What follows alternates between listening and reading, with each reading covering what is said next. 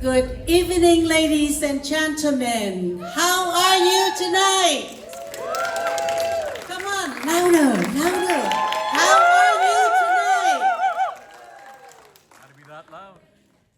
First of all, I would like to welcome you to the first the Los Angeles Tribute International Film Festival. And my name is Han Lee, and I'm so honored to be here tonight. And tonight, we're not just going to watch movie, but we're also going to be inspired and challenged and moved with the story. With that,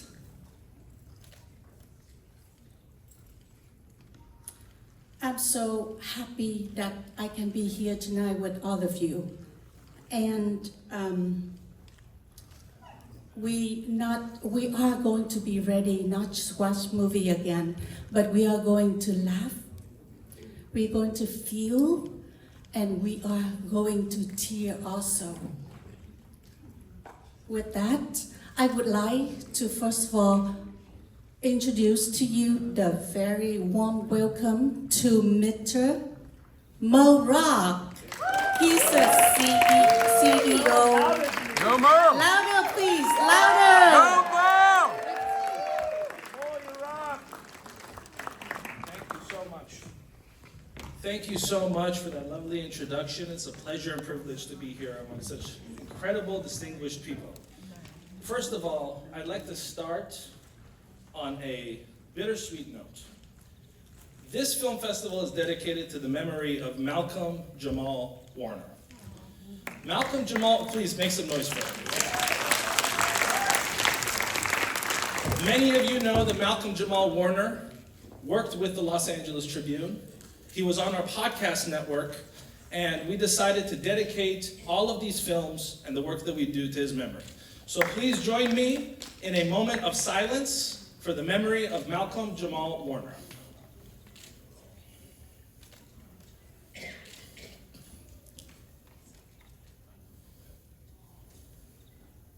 Thank you. Next, I'd like to thank the submissions from over 30 different countries. These filmmakers have put their heart and soul into the art of storytelling from 30 different countries. And so the Los Angeles Tribune is proud to serve as a heartbeat for global art, global entertainment, and global media. And so let's make a round of applause for all those wonderful filmmakers that have worked hard for these films, please. Finally, I would like to thank, there's so many VIP guests, incredible people in this room. Everyone in here is an incredible person. I want to ask Dr. Djalani to stand up for a second. We have Dick Clark's business partner here. Please make some noise for my good friend. Thank you. Ashkan Tabibnia from 9021 Enterprises. Please stand up. Thank you so much. We have some incredible people. And of course, Daniel, a wonderful artist. Please stand up so we can acknowledge you. I'm sure many of you have been to his incredible establishment. And with that, I want to welcome the co-founder of our film festival, the woman that really has put all of this together. She's the captain. She's an incredible person. She's a friend and a wonderful business partner, Dr. Emily Letran. Please make some noise for her. And Dr. Emily, I have a lot of business partners. You're one of my favorites by far. Dr. Emily, please.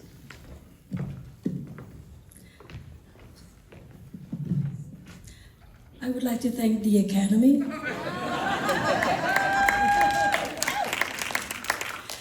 Actually, it's my absolute honor and privilege to be here. So imagine a Vietnamese refugee coming to the US in 1981 and now on stage with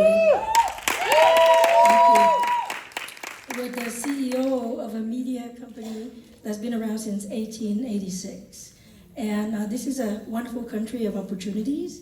I am honored to be here. I'm honored to be among all of my friends and colleagues who produce movies, creators, everybody who put their heart and souls into this event. And I really, really appreciate everyone taking the time, coming here. We know that you will enjoy all the movies here. And we know that you're gonna leave with a great impression that the Los Angeles Tribune itself is launching the Los Angeles Tribune International Film Festival. Let's just get this party started. Thank you.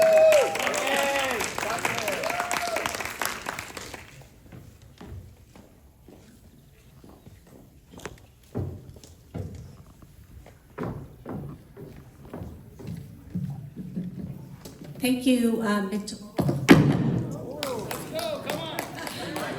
Sorry about that. Thank you so much, Dr. Emily Lee Tran and Mr. Mo Rock. Tonight we have a lot of very special guests, but right now I would like to introduce one of the ladies. She's a COO of the Los Angeles Tribune, Miss Barasa Rose. Please. Thank you so much. Good evening, everyone. It's good to see all of your faces here. Well, some of your faces with all the light in my face. But I would like to thank all of our sponsors that have contributed to this event, this festival. You know, here at the Los Angeles Tribune, our focus is to change the status quo. And those that we partner with are also in alignment with that message and that mission. And with this inaugural film festival we have here, the focus has been global voices for global impact. So thank you for all of our sponsors and our partners who have also maintained that mission and aligned with that message. And next, I would like to introduce our keynote speaker for the evening, Miss Kiana Davidson. Yes. So, Kiana Fazeli Davidson is an accomplished film executive whose career at Marvel Studios spans several blockbuster franchises. Y'all have seen her films. She began as a business affairs coordinator on Ant-Man and Captain America: Civil War, later serving as executive assistant to Victoria Alonso on Doctor Strange, Guardians of the Galaxy Volume 2, Spider-Man: Homecoming, Thor, Black Panther, The Avengers: Infinity War, and Ant-Man and the Wasp, and lastly, Captain Marvel. I told you, y'all have seen her films. She advanced to roles including production and development manager on Black Widow, associate producer on Black Panther: Wakanda Forever, and on co-producer of Captain America: Brave New World. Everyone, I would love to introduce you to Miss Kiana Fazeli Davidson.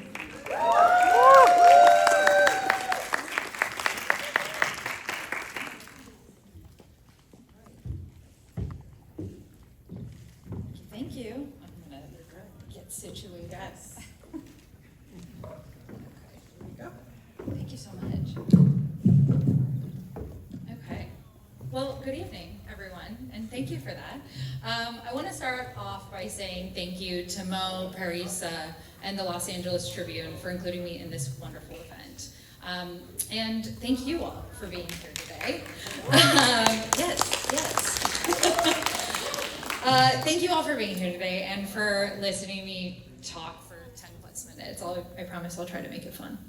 I'm here to talk about leading change in Hollywood. And I'll be honest with you, when I was first asked to speak about this topic, the imposter syndrome set in real quick. Who am I to weigh in on this? I'm merely a baby deer amongst so many professionals in this industry. But then I started thinking about the career that I've had and the knowledge that I've, learned along the way. And I shook away that little voice that always likes to pop up and poke a hole in my confidence and started writing about my path to becoming a producer and being a part of the change in this industry.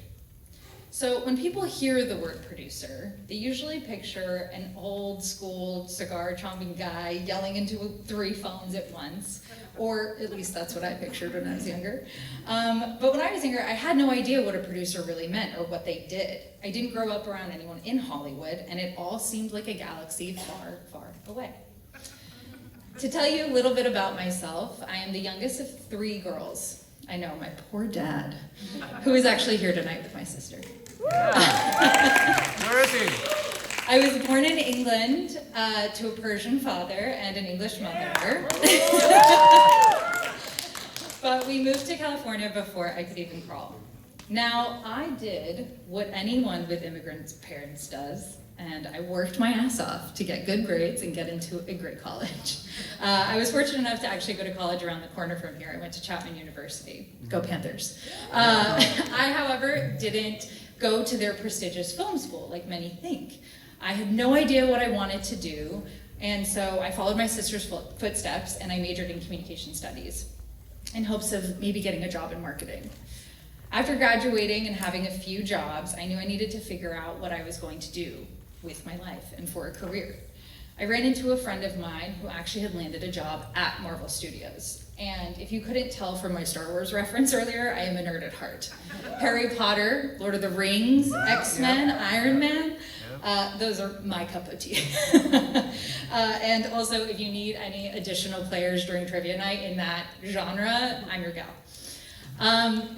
But back to my friend. I knew I had to shoot my shot. I asked her if there were any internships available, and what I wasn't expecting was her to tell me that she was actually transitioning into a new job and that I should apply for her job, her previous role. And that was the business affairs coordinator. Had I ever worked in legal? No, I hadn't. And honestly, I wasn't really confident what business affairs really entailed. But I applied, I interviewed, and I fulfilled my destiny as a young Iranian by joining the legal team. That position is what started my career in Hollywood. I knew early on that it wasn't going to be long term because I wasn't a lawyer for one, but I also wanted to move into a more creative role. It was my foot in the door though, and I learned so much about the company, the players, and honestly, part of producing that nobody talks about, the contracts. A year and a half later, I became the executive assistant to the EVP of production, and my crash course on film school really began. I did grab all the coffees, the teas, the Diet Cokes, but I also got to read scripts and view cuts and visit sets and attend reviews. My boss was a powerhouse executive, and she was one of the few women in a male-dominated environment. She taught me lessons, so many lessons, in a very short time. On set, she would walk up to anybody she didn't know and ask who they were, what their name was, what they did. In the office, she would ride down the halls on a light-up scooter and sing her favorite tune. And in meetings, she would listen intensely and weigh in with a great note or key advice. And even though she was the only woman in the room at that level, she always emphasized how important it is to have all voices present. After working on her desk, I moved up to be a junior exec, associate producer, and co-producer. I got the opportunity to work with two incredible male producers, one on Black Widow and another on Black Panther: Wakanda Forever and Captain America: Brave New World. They were and are still huge supporters of mine. And we were a team, which allowed us to divide and conquer. I got to hire and work with some of the best directors, writers, and heads of departments in the industry. And I finally grasped what being a producer really meant. We're the glue between creative chaos and financial panic. We manage egos, we solve crises, stretch dollars, read scripts, fire up spreadsheets, and occasionally we get to talk to a locations manager at 2 a.m. and talk them off the ledge. We are part psychologist, part magician, part project manager, and if you're a female producer, sometimes you do it while being mistaken for being an assistant. Let's be real, Hollywood has historically been a boys' club. For decades, producing power was defined by men in suits making deals over steak and scotch.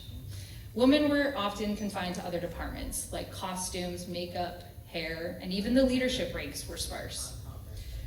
When I started producing, I learned quickly how to speak two languages: film speak and assertive but not so threatening female speak, which I dubbed sugaring. You know the voice. Sorry, this is dumb, but just wondering if maybe we could possibly, before giving an important note in the room. It's exhausting, but it's real. I've walked into rooms and been asked, what are we having for lunch? Or do you mind grabbing some coffees? I've been talked over and underestimated, but here's the good news. The industry is changing. It's not fast enough, it's not evenly, but it is. More women are producing, showrunning, directing, and financing films than ever before. We are no longer waited to be invited to the table. We're building our own damn table, laying out the craft services, and calling action. We're leading from the front. Women like Greta Gerwig, Mindy Kaling, Shonda Rhimes, Tina Fey, Ava DuVernay, Donna Langley, just to name a few. They're redefining what it means to tell stories, to run companies, to greenlight narratives that have never been told before. And the audience, they're hungry for it. Diverse voices aren't nice to have, they're essential. They sell, they resonate, they break box office records. Hollywood finally figured out that making space for women and marginalized voices isn't charity, it's just good business. So, if you want to make it as a producer, I believe these 4 things are crucial. 1, grit. This job is not glamorous, by any means. It's long hours, high stakes, moving targets, and lots of fires. But know this, the ability to stay calm while everything explodes around you is what makes a great producer. Grit also means hearing no a lot and showing up anyway. You pitch stories and your ideas, and because they matter to you. You stand up for your cast and crew. You defend the value of your vision even when the budget says otherwise. 2, clarity. Know who you are and what kind of stories you want to tell. The clearer you are about your voice, your taste, your leadership style, the less likely you are to be swept in someone else's agenda. And when you're the only woman in the room, that clarity becomes your armor. If you're not speaking up, you're missing the chance to shape the culture and set your story. It's hard to have confidence sometimes, especially when you're just getting started. But here's the secret. Fake it till you make it is a real thing. Fake the confidence and deliver your message with a clear voice, and no one will know any different. 3, identify your allies. No one does this alone. Find your people, collaborate with folks who support you, mentor the next wave of filmmakers, seek out execs, agents, writers, and directors who want to build something bigger than themselves. Build a team that believes in you and who you believe in back. Also, hire women. Seriously, make your sets equitable, make your crews representative. The industry shifts every time we open a door and we hold it behind us. 4, and this is an important one, you have to have fun. This industry is way too intense not to laugh and have fun. You'll be in meetings, I've been in them, where everyone's too serious about a talking raccoon or the way that a Hulk should show emotion. You'll sit through 3-hour reviews talking about font choices for end credits or locators. If you can't laugh at the absurdity sometimes, you'll burn out very quickly. So yes, laugh, cry, breathe, ride a scooter, and keep going. So leading change in Hollywood. If you're in a position of power or on a path to one, ask yourself, how can I lead differently? Being a female leader doesn't mean being a man in fabulous heels. It means reshaping leadership around values like empathy, collaboration, inclusion, and emotional intelligence, which are not soft skills, they're superpowers. We don't need gatekeepers, we need more bridge builders. People who make room for stories that haven't been told, and storytellers who haven't been heard. Change doesn't happen when we whisper, it happens when we speak up and when we own the room. And when we refuse to accept, that's just how it's always been, as an answer. You don't have to fit into a mold that was never built for you. You get to create new ones, stronger ones, bolder ones. If we want a Hollywood that truly reflects the world, we have to lead with empathy and heart, demand inclusivity, and open doors for storytellers who have never been invited inside. So work with grit, laugh when you can, and never underestimate the power of a woman with a vision, a call sheet, and the will to see a project through.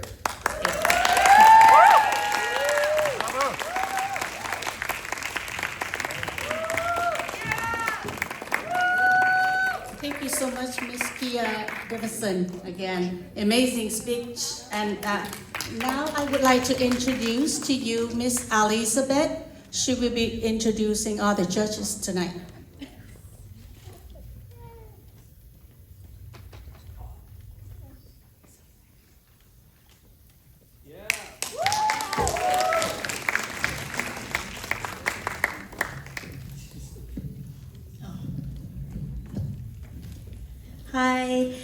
Hi everyone. Thank you so much for taking your time off from your busy life to come and support us in our first year of Los Angeles Tribune International Film Festival. My name is Elizabeth Nguyen, and I'm from San Francisco. I'm here to have fun with you and enjoy all the movies. So hey, I'm introduce judges. We have Claudine. She's from Fort Lauderdale, Florida.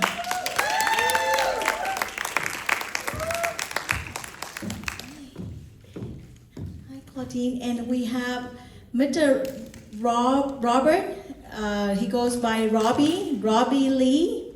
He's from San Jose, California.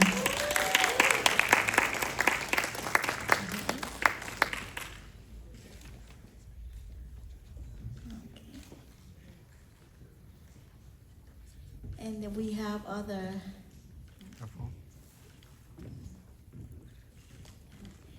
And we have Dr. Angela Kuhn. She's from she's from Garden Grove, California. And she's very beautiful. And she's Miss Asia USA.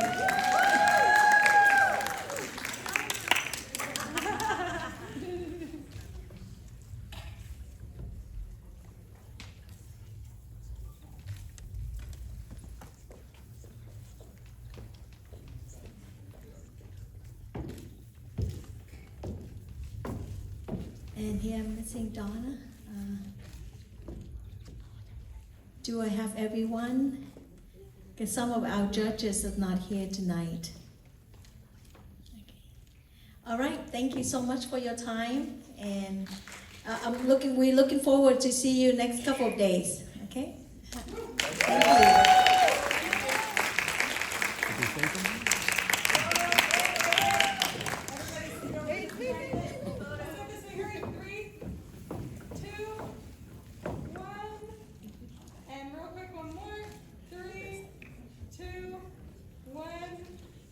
you. Thank you so much, Elizabeth Nguyen.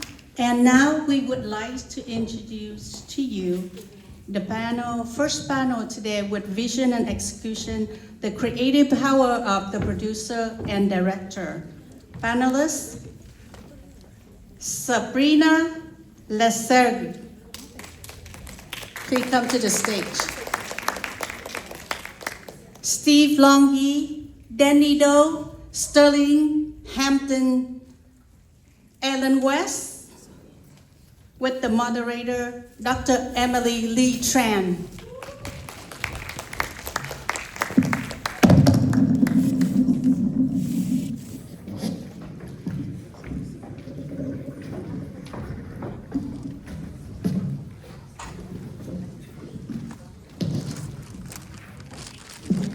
I would like to also invite Mr. Ding Pham up to the panel, please.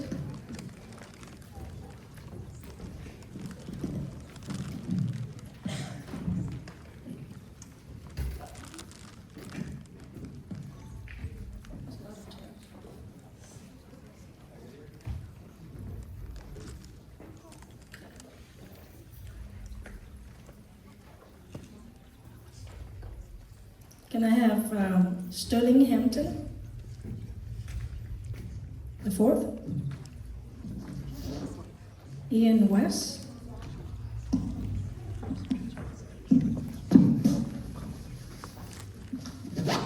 Sabrina.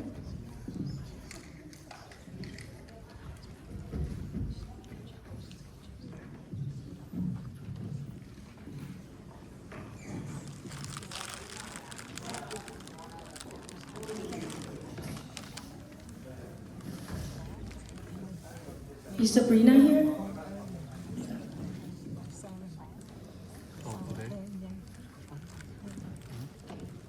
I'm not sure I want to go sit on this chair.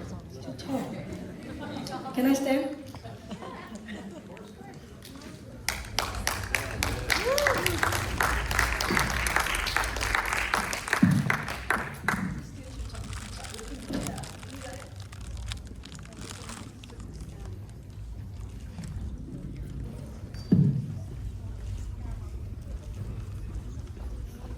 Can you all see me?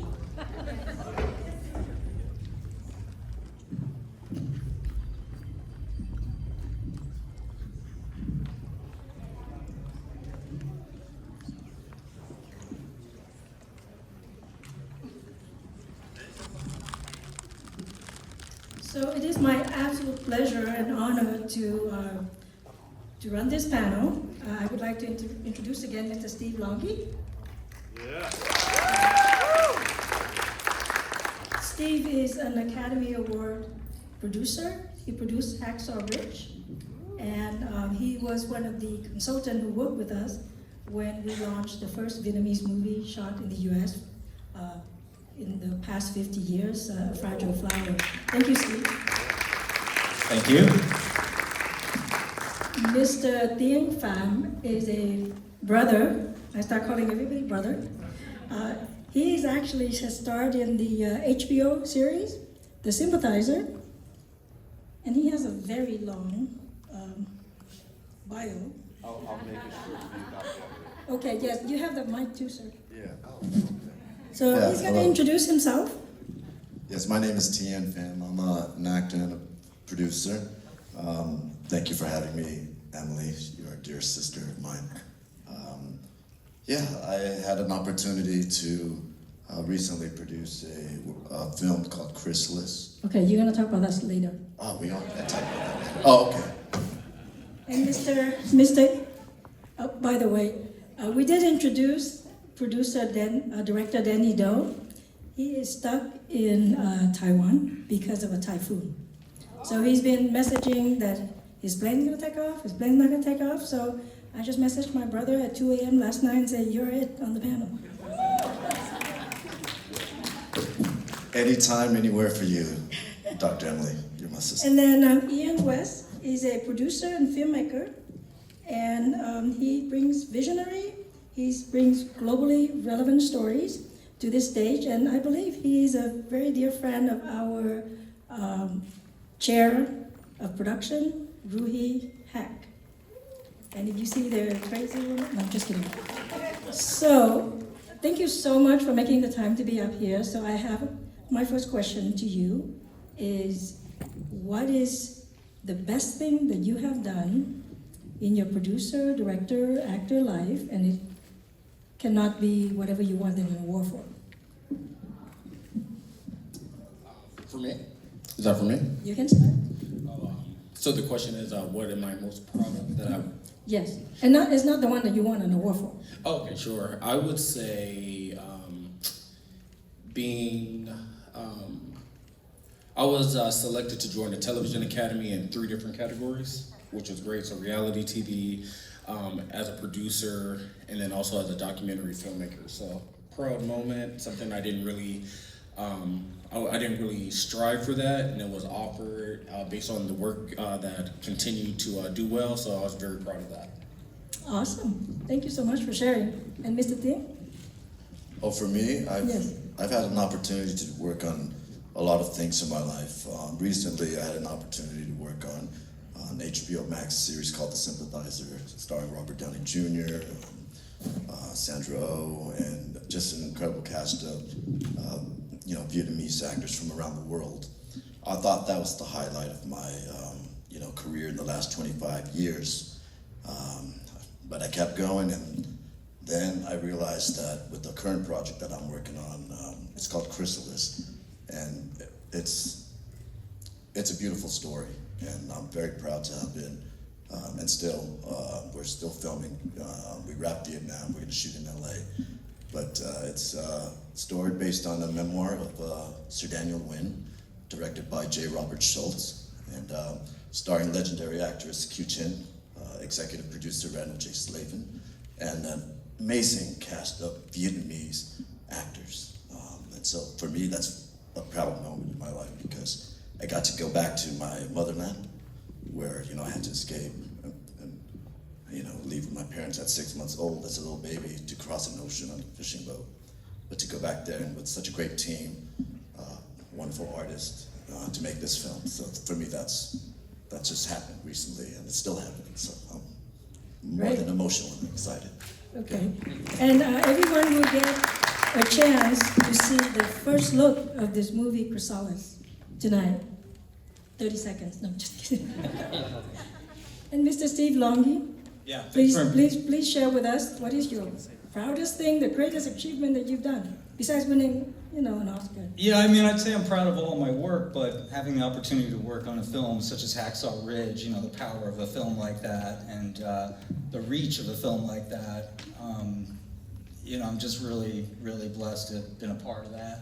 It was a project I found many, many years ago that I shepherded. It actually took 17 years from the time that I found the project. It was very early on in my career. And then for 17 years, I probably made, 10 or 11 movies in the interim. And then we finally got the go-ahead from Mel Gibson. Went to him 3 times. He passed all 3 times. Didn't want to have anything to do with the movie particularly. And then decided it was something he wanted to do. And from that point on, it was only about a year's amount of time. And we cast Andrew Garfield in, who I think did an amazing job, because that was just not an easy role, especially for someone who has a British accent.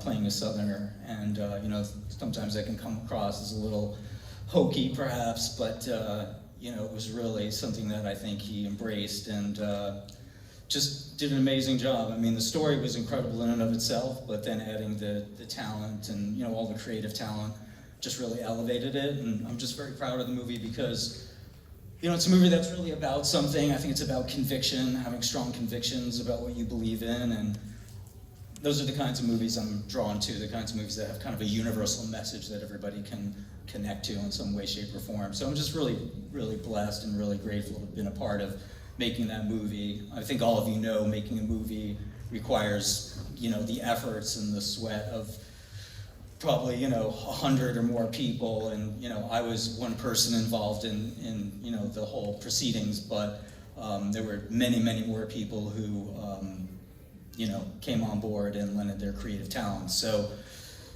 it's something I'm just really, really glad to have been a part of. So you say conviction. Conviction, I think, is the thing that gets you by in the entertainment business as well. So Does the audience agree? Yeah. Conviction? Yes. So Ian, what is the exciting project that you're working on? We all want to know.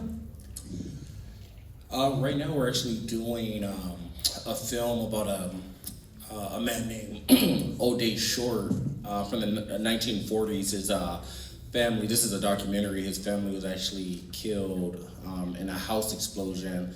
Him, his wife, and 2 children murdered, and it went unsolved for all of these years. And last Tuesday, the elementary school that the house was on before was just renamed under his name now, so it's like the O'Day Short Elementary School. And it was a really nasty explosion that was, they say, was done by the sheriff at the time that was a part of the KKK. So we spent about 6 months and did a lot of research, investigation, a lot of work at the city assessor's office to try to find the records of the purchase of the home, which he did purchase, but the records are gone now. And we just shot it, and we're going into post-production right now. Well, so congratulations. yeah, thank you. Post-production for 2 years. Well, yeah.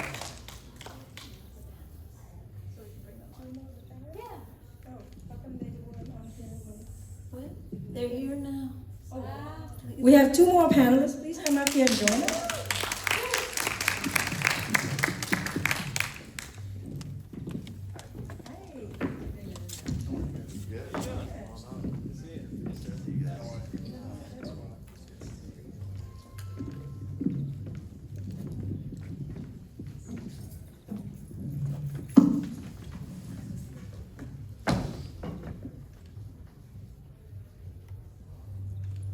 So I'm doing this self-introduction. Would you like to introduce yourself? Sure. My name is Sterling Hampton. I'm a director and a photographer and executive producer for Clash of the Artistic Minds. Okay, and you please. Hi, I'm Sabrina Lasague. I'm the executive producer and CEO of Extinguished Youth Productions. I'm a director and actress. Awesome. So Sterling, we were asking, the first question was, what is one of your proudest achievement that has nothing to do with an award? in your career? Thank you for your question.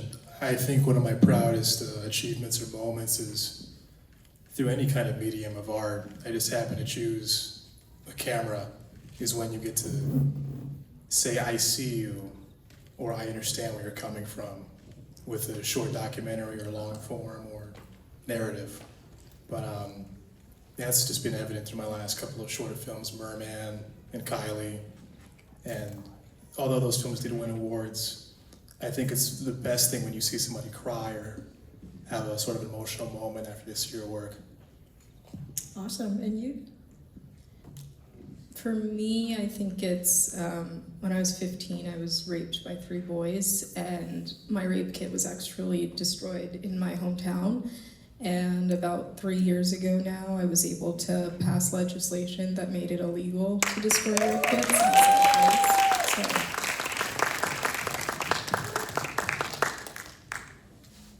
Well, I'm a new filmmaker, and I think a producer, and I think that's one of the best thing in the movie is to tell the story from your standpoint, right? Your own story, and we have the freedom of speech here, so we can just portray whatever we want in the media.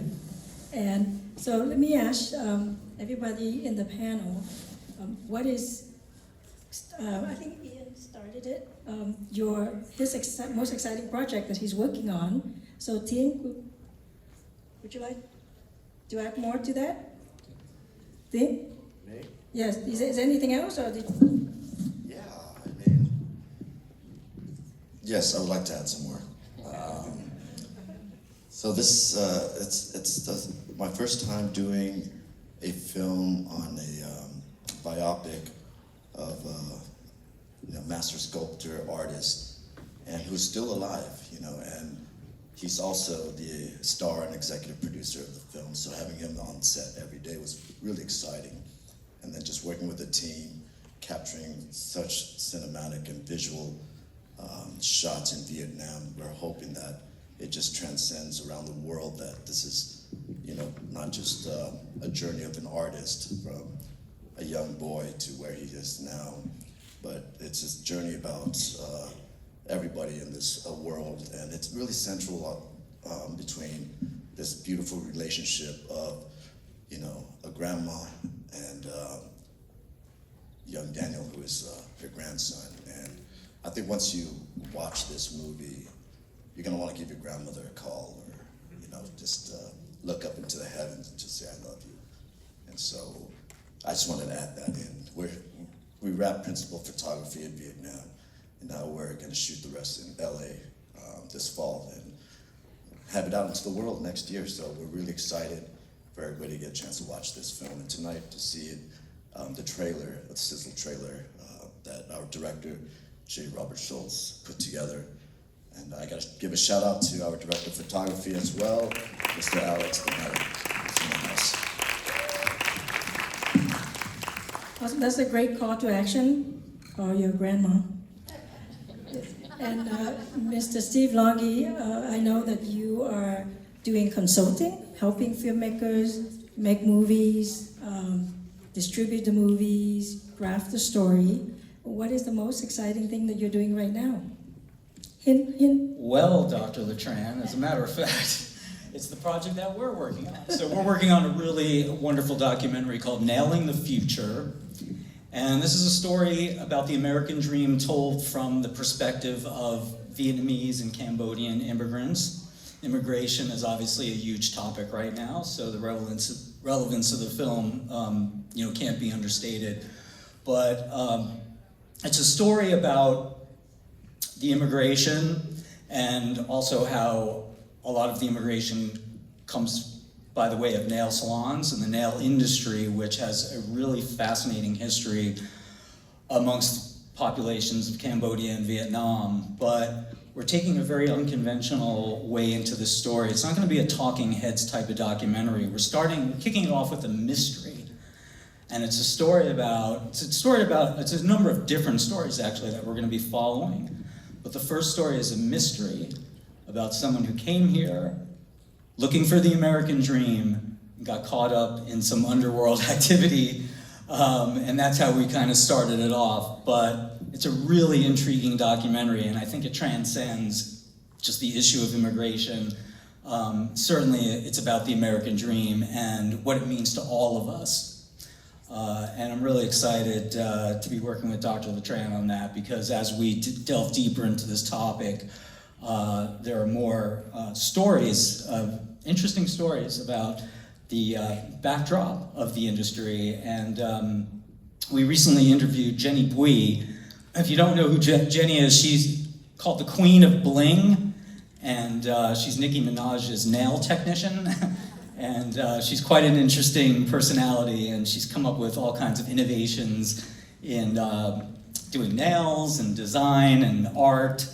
And the documentary is going to talk a little bit about those things as well. But that's something that we're working on, and we're just raising the additional financing now to complete that. And we're going to start producing, going into production in the next couple months. And I also want to give a shout out to our associate, one of our executive producer, Ms. Gwen Nguyen, who is up there somewhere. So wave to everybody, Gwen.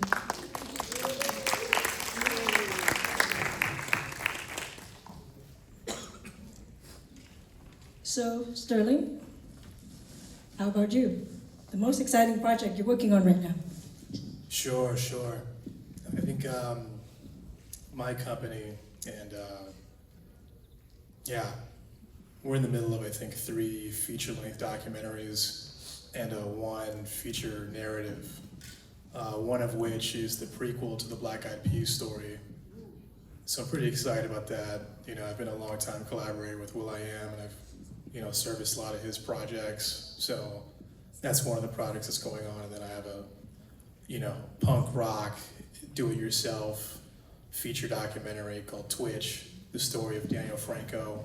And it's a, recovery story after being knocked out at a title fight, and somebody learning how to talk, eat, live all over again, and getting a new lease on life, just wanting to live normally again. And, amongst that, we're also doing a lot of short form content. The film that's playing here, actually, Fenice, it's been a great experience, that playing here and other film festivals and so on and so forth. But that's what's going on in my world. Awesome. And what's going on in your world? It's hard to pinpoint one favorite, Pick most one. exciting, but I think definitely I'm in pre-production right now for my first episode of TV, so that's been very exciting and a tedious process, but I am really excited to enter that world and that space, and it's a new adventure for me, so it's kind of made me fall in love with the storytelling art all over again. Great. So I'm just going to ask the panel to just give one advice to somebody who is making a movie, thinking about making a movie, wanting to get into this crazy profession. I would like to have a one-line advice. We'll start with you. Don't shy away from social media. I think that it's a scary thing, especially for a generation that maybe didn't grow up with it in the new wave of cinema, but I think it's definitely a resource, and there are ways to utilize it to not only lock in sponsorship opportunities, financing, but create a built-in audience. Thank you.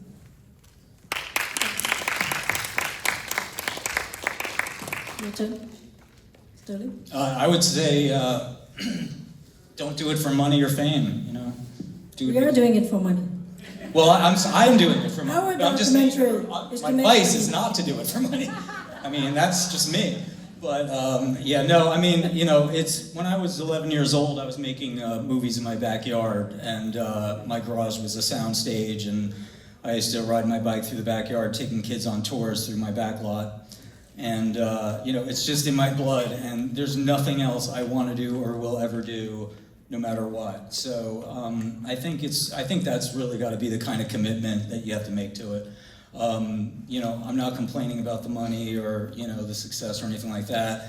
I've been really blessed, but I think at the end of the day, it just has to be something because of all the hurdles and all the things you have to push through. It's really going to have to be something that you want more than anything else in life. So anyway, I would just say, just just have a huge passion for it and have that be the primary reason why you're doing it. Thank you. Jeremy? Right. I would say don't wait. Don't wait to start any project. You can be in conversations and general meetings and filing grants for months and months and years. It's about getting your idea out. And by virtue of you having the idea, you'll have more ideas and more money along the way to make it the biggest way that you want to make it. But I've always just wanted to just do what I want to do. I don't want to have to ask for permission. And usually that tends to be the case when you can just do the project yourself. By necessity, I learned how to direct, edit, color, score, compose, shoot myself. And by virtue of making all those projects that are for $400 that take you to Sundance, now we've manifested crews of 10, 20, 30 people. Yeah, I'm grateful for that, but I would say don't wait. Awesome. Ian? I would say work with a good team. Just if you hit it off and you guys are able to put out good content, continue to do it. Why change up the team? And be willing to expand the team, add better people to the team, and keep the other people in certain positions. Even if, sometimes maybe an executive producer has to step down to a producer level for that project. It should still work. And we do that a lot. We use a lot of the same people, and we use a lot of the same cinematographers, DPs, and we're just always happy with the end result. And it's because we just have a strong team of people that we work with. And the brother thing? I'll say that everything that everybody else has shared, definitely. And then just for me personally, is no matter how far or hard you fall, or how dark it gets, it's just to never give up, because you never know what's around that corner. So if you don't keep going, then you'll never know. And even if you do keep going and you get around that corner and it's not exactly what you expect, just keep going. There's another corner down the street. So just don't ever give up. That's all I gotta say. Even if it takes you 25 years of your life, just keep going, or however long. That's it. Awesome. Well, I do have a comment to make, because obviously the producers and directors do not listen to direction, because I thought I asked for a one-line answer. But anyway, any other last words, or maybe we can just go center stage and take a photo. Yeah, photo sounds good to me. Photo okay? Yeah, and let's watch some good movies. Yeah, let's take a Thank you for all your attention.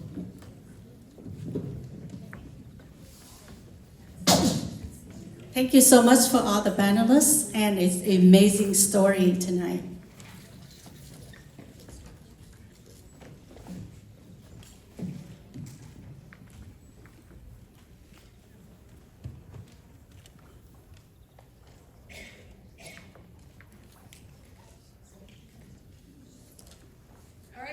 Thank you so much. And 3, 2, 1, and bigger smiles. Look this way, and 3, 2, 1.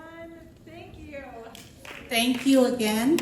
And before we move forward to the second panel, please welcome Mr. Ruhi. Gonna be start the second panel tonight. Thank you so much.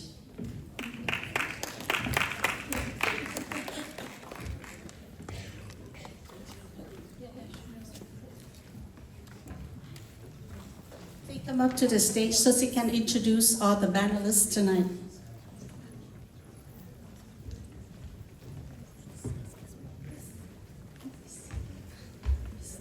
Thank you so much, Hanley, and welcome again, you guys. That was an amazing panel. Please give it up for them once again. And thank you for being here. It's our first inaugural show. We'll have 2 amazing days again. We have people from out of town, so a lot of them were here since morning. So hopefully they'll be back tomorrow, and we'll see a lot more films. I have a women in film panel, so I kept the questions very small because, women like to talk. So, I want them to speak. And so, being conscious of that, I will start calling my amazing filmmakers, that are change makers in the industry. They don't just make films, they make a difference. My first filmmaker, Tripti Bhoyer. Tripti Bhoyer, please come. She is kicking off our panel. She is an Oscar-listed producer, making waves in the industry. She is a change maker. She's actually working on ground with women, bride slaves, tribal women. So please give it up for her. Have a seat. She's also a speaker in TEDx and UN Women and other places, and very humble, like most of our panelists. The next panelist we have is Eileen Gruber. Eileen, please come on stage. Eileen Gruber is a critically acclaimed actress. She's a TV Academy member. She is a fierce disability advocate. She's a powerful voice for authentic inclusion. Please give it up for her. Thank you so much. Next up, we have Jenny Thai. Jenny did a movie called Book of Depth. And I think some of you saw that movie today, and it's an incredible movie about refugees in this country. We're so thankful for filmmakers that make movies that we should know about. Give it up for Jenny, please. We have Grace Wither. Did I say your name right, Grace? So Grace is an award-winning actress, director, best-selling author. She is a brain cancer advocate. She has delivered TEDx talks, spoken at UN, and has published several best-selling books. Please give it up for Grace. Thank you. Welcome, everybody. I'm so grateful. I don't know if I should stand or risk that chair, like Emily. I think I'll stand. Is that okay? You have mics, and we do need to pass them on. No, I'm fine. You gave them each one mic? That's dangerous. Okay, so they're not active till I tell you to speak. Let's check. Oh my God. Testing. All right, great. So it's great to have you guys here, and I'll start with very general questions about women in film, because it's always been a segment that people talk a lot about, but we want to go towards the positive feeling of being a woman in film, right? So when you're a woman in film, how does you, as a woman identity, your approach to storytelling or directing or producing, how do you think it's different than a man? And what difference does being a woman make to a film? I'll start with Grace. Grace. I grew up in an all-women household, so I think it was always a very creative place. My mom, who's here tonight, she bought me my first camera for Christmas when I was 9 years old. So I think I started making films before I even knew I was a woman, or I even knew I was alive. And I started developing this style. I didn't know how to edit, so I would just put my hand in front of the camera and then move to the next room and then uncover it, and then that was the next scene. And then when I was 13, I was actually diagnosed with a brain tumor, and I was told that I had 6 months to live and that there was nowhere on earth that would be able to treat me. And so my mom was like, okay, what do you want to do for your last 6 months? And I had been falling in love with the art of filmmaking. I was like, I want to go to LA and I want to work in film. And I think during that time, I couldn't go to school, I couldn't do sports anymore, and I really fell in love with seeing myself on screen. I would watch a movie and be like, that's what I've been trying to say. And I think as a young girl, having that feeling was imperative to my growth as a person. And so when I started working in film, I was like, that's what I'm going for. I want to create for teenage me. And I want other young girls to be able to have that feeling of looking at themselves on screen. And I think I wrote a book last year, and one of the notes I constantly got was that the lead female character was too smart. They're like, oh no, 17-year-olds don't talk like that. She's too philosophical, she's too existential. And I was like, these are the conversations that I wanted to have when I was 17. I was wondering why I was on Earth. I was wondering what the point of our universe was. And I was like, no, I know there's girls out there that need these conversations. And so I released it as it was. I didn't change anything. And it ended up going viral on TikTok and got this one excerpt put 10 million views overnight. And there was hundreds of girls messaging me and being like, this is what I've been trying to say. And I was like, that's who I'm making film for. And I think especially being a Gen Z filmmaker, I'm 23, there's been this trend of making fun of Gen Z in film. Yes. There's I read dozens of scripts a week, and as an actress, I'm constantly going over material, and it's these characters are painted as vapid and phone obsessed, and they only talk in slang, and they're not very smart. And why would Gen Z want to consume media that's making fun of them? Why not make them smart? Why not make them the heroes of their own story? And so I just want young people to know that they're valid and smart in their own ways, and I want young girls to see themselves on screen and be like, that's who I want to be, not like, that's who I don't want to be. So yeah, I think I'm constantly creating for teenage girls and myself. Very nice, very nice. I don't want to comment on Gen Zs at all because we might be on Fox, and but I love the content you're doing, and I'm so happy you're on this panel. It's such a privilege. So Eileen, why don't you go next? Tell us, yes. Okay. Okay, I've been in this business for a very, very long time and worked really hard to change things in our business because I saw a lot of areas where we were broken and we decided we need to fix it. So for women, just gonna be honest with everyone here, what I have seen holding women back the most, even when I was working in network television on the production side, is other women. We have to stop that. We all have to be there for each other and promote each other and not keep another woman down because she's good at what she does. We need to elevate each other. I grew up with 6 brothers. I'll go head to head with any one of them anytime. And they know that. They know what I'm capable of, and I'm not afraid of men at all. I think we need to embrace them all, and as an industry, we need to all start working together. I think that what women bring to the table for storytelling is empathy, compassion, problem solving, and the more they've been through, the more they have to bring to the table. So I always ask people to please don't underestimate the people who've fought the hardest and the people who've been through the most, even if they have battle scars.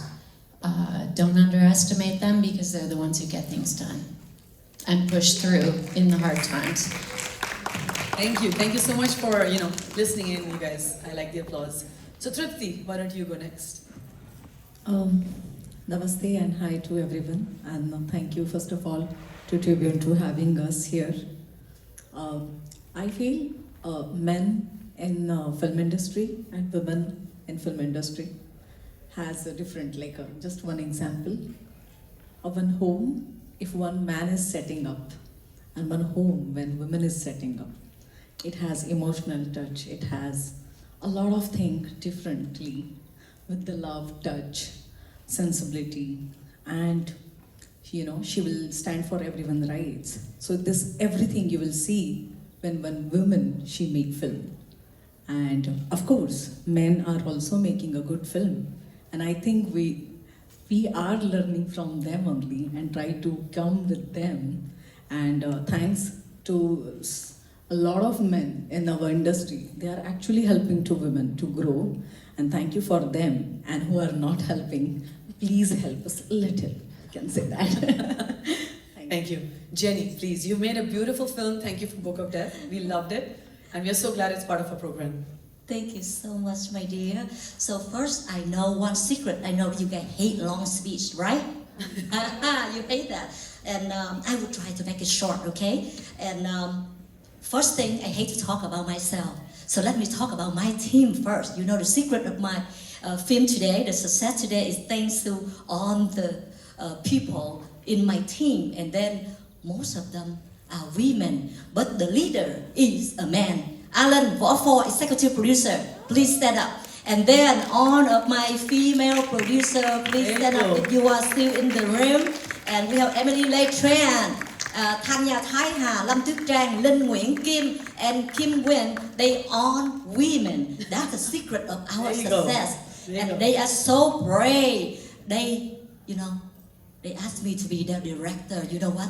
I don't know how to be the director at all. Just tell you that secret. But I take the chance. I said, okay, why not? Women can do anything. So I'm there, and I wrote the script, and then I directed the film. And finally, we have the 2-hour features and documentary film. We just showed that Book of Death. And then the film talk about 50 years of the Vietnam War. and on the lesson to learn about the war, how we suffer as refugees after the Vietnam War. And the lesson is that should not raise war at all, okay? No war at all. Please, we advocate for peace on earth, so that's my message to the world. And the purpose of our film is to bring this film into school and university for the young generation. They learn the lessons about, like our history. They say, oh my God, so you guys suffer too much.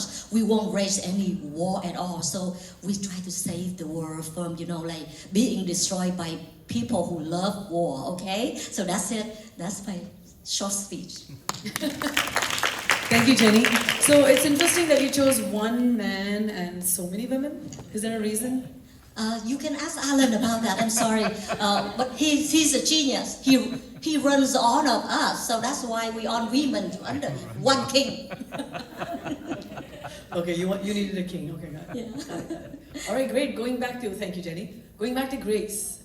So Grace, you talked about a lot about the Gen Zs, and it's an interesting arena that a lot of probably older people like me don't understand. And it's a lot of millennials against Gen Z, or millennials talking about Gen Z. What do you think you can share as a woman, young filmmaker, young podcaster? I know you do podcasts and stuff. What do you think you want to tell? You've got the stage today. What would you like to tell the millennials or the other women filmmakers, or anything you would say if you were talking to one of us was trying to say, okay, what exactly are you making, Grace? I think I just directed a movie, and it was one of my biggest features that I've done. It was like a crew of 100 people, and so everyone was way older than me on set. But I thought what was really, really special is we actually had two teams of producers. We had a group of like older guys in their like 50s who had been around for a very long time, and then we had a second group of producers who were all girls in their early 20s. And I think that made for a really special film because the movie is for girls in their early 20s. And so I think when we had producers in the room who were able to make comments on the cuts and had equal power to the people who were actually financing the movie, it made for a more authentic film. And so I think if you can give voices to Gen Z on Gen Z projects, you're gonna have a better project. Like there's slang that people aren't gonna know unless you grew up with it. And I think this has been a big conversation is, I think Gen Z has gravitated towards movies that were written in the early 90s and early 2000s because there wasn't this divide between writer who didn't grow up with social media and then viewer who grew up with social media. And so I think if you can have Gen Z consultants who are helping you tell the truth authentically, I think you just have to listen to them. They know what they want to consume, they know what they want, and that's why I think they've fallen in love with this analog vision of film. They love old things, they love things without phones, because as soon as the phone gets involved, it becomes a main character. And so I think just giving Gen Z a voice in the films that are made for them. And so I think this was the first time I've gotten to work on a project where we had really young producers, and it was amazing. And I think the film turned out in a way where we had a test screening actually the other day for like 15, 16-year-old girls, and they're like, oh my God, like this is actually funny. And I was like, yes. So I think, and I see why we need those older producers as well. I'm like, I don't really know what a camera is. Like, I don't know. Right. And so I think having that balance of, people who really thrive in their own different sections. Right. I think it's a perfect way to make a movie, and I think it's going to be the future because Gen Z is getting really used to making their own stuff with or without older producers. So how do you subtitle them, Grace? Do you subtitle them so we understand? What do you say? Do you subtitle your movie so even we can understand the millennials not Gen Zs? Because sometimes, like you said, the words and the abbreviations are very different. Yeah. But what I was aiming at, because you were working with young people who are Gen Zs, do they work differently, men and women who are Gen Zs, against the older men and women that you saw in production? Did you see that they were treating each other different? Do you think it's a different generation that's looking at men and women filmmakers in a little different way as a Gen Z woman filmmaker? I don't know if I've noticed that. Usually when I'm on set, everyone's like a solid 10, 15 years older than me. I think Gen Z does obviously, I think, see like Sabrina said earlier, they see the value in social media. So I think that's been the biggest difference. I haven't necessarily worked with a lot of like Gen Z boys. But I think Yeah, I think in the room it's like I've worked with a lot of older male producers, and I think it's just finding where everyone can add their value, like I said. And then like you said too, like the millennials, like making the stuff work for them too. It was really actually fun on set because all of our crew was basically like millennial guys, and then we had these young Gen Z girls, and then we had these older producers. And I loved that there was jokes and things that worked for every single age group. It was working for the millennials, working for Gen Z. So I think just letting everyone have their seat at the table is the best way to do it. Just let everyone have a voice, and especially if you're making content for a specific group, make sure you're consulting that group for sure. That's amazing. Thank you, Grace. That's amazing. So Eileen, let me know, do you see any difference? Because you work with you actually coach and mentor young people.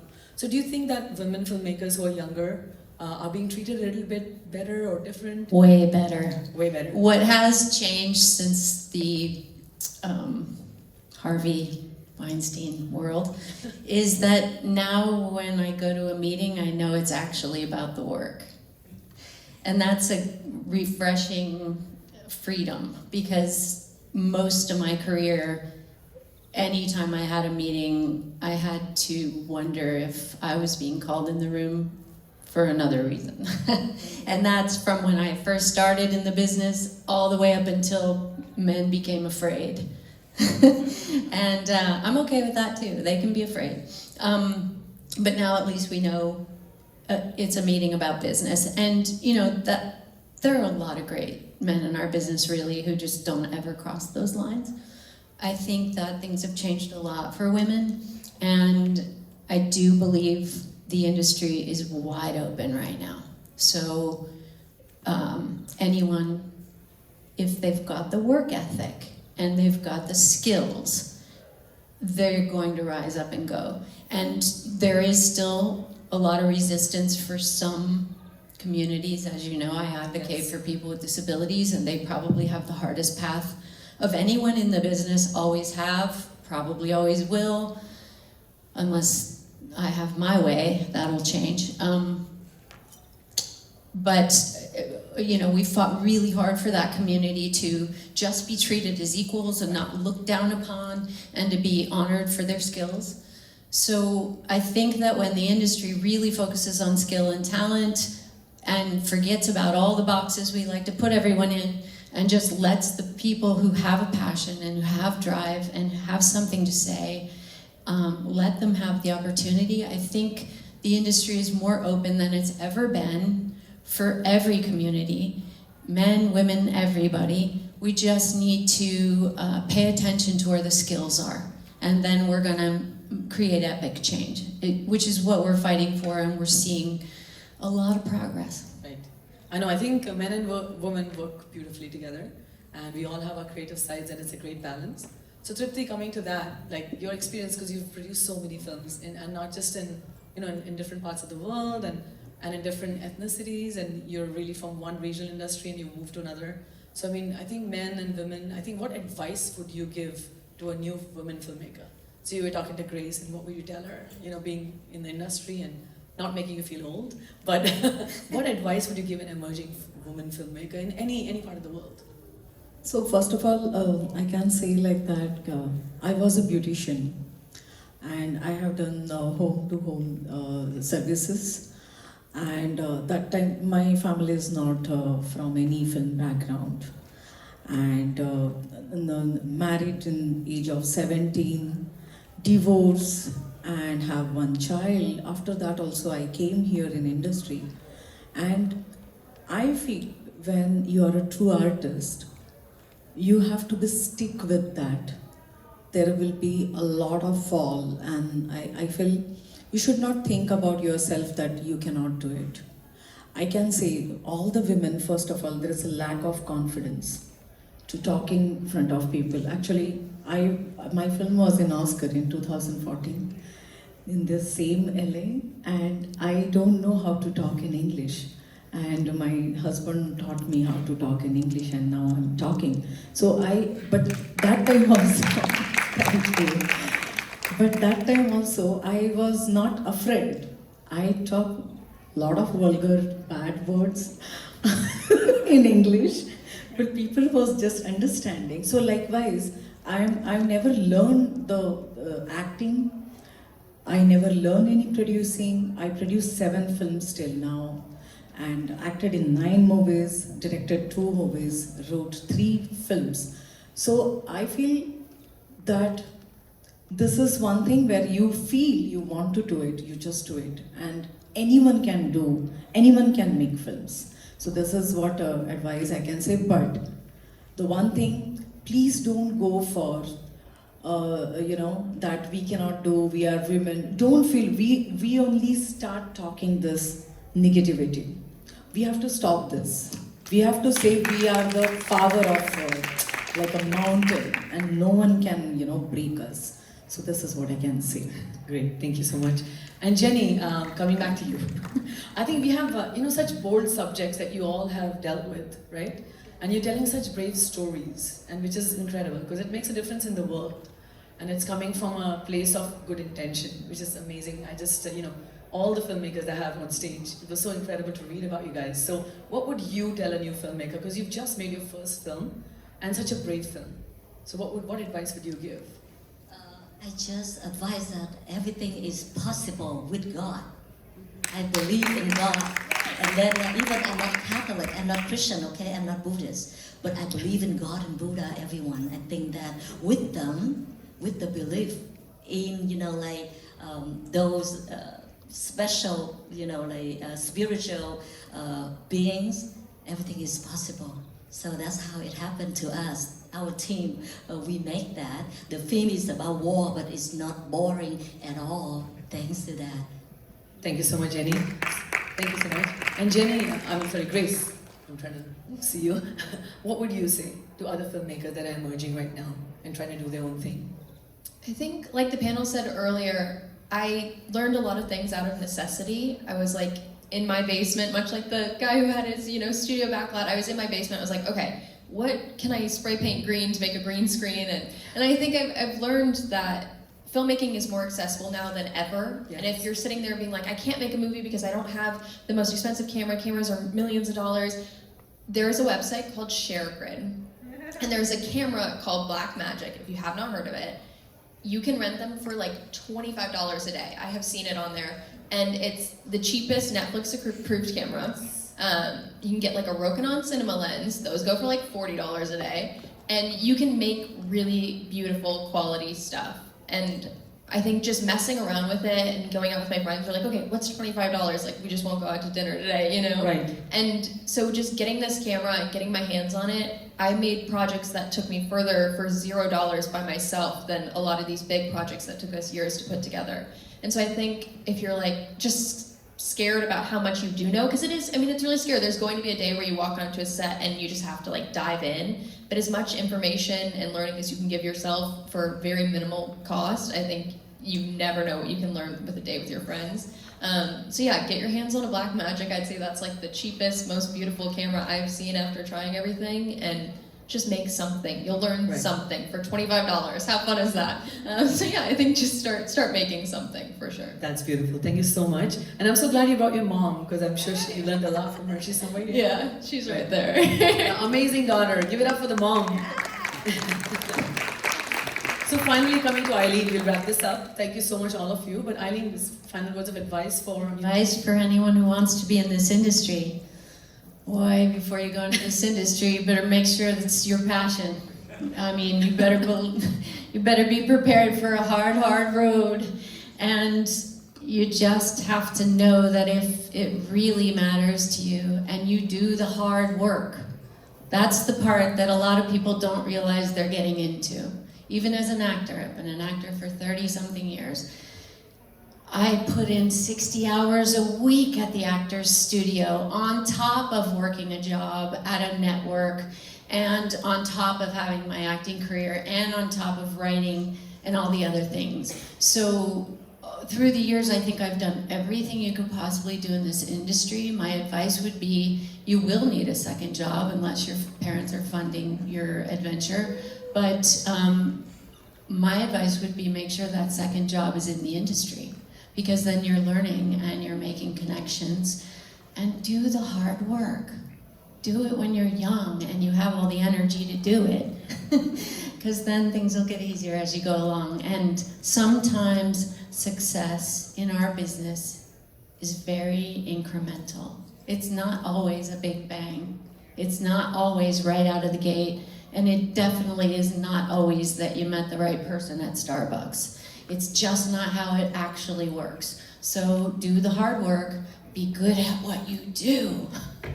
Be good at it. If you're not good at it, find the people who are and learn, and then just keep going. Awesome. Biggest lesson, learn from each other and be tolerant and love each other. So we'll take a quick picture and just give it up for my amazing panelists, please.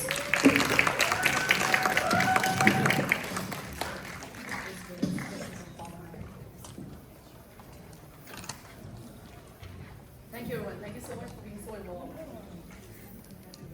Give him another hand. Lady in Films.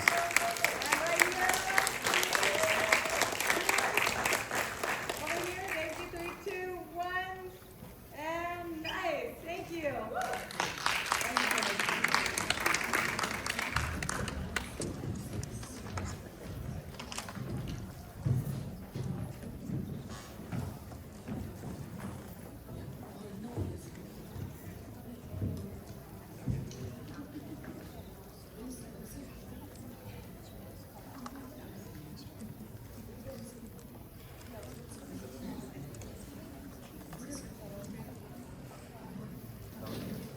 So we'll be watching some films, 3 films in a row actually, and they're from Daniel Gwynn, and we'll actually meet the filmmaker after that.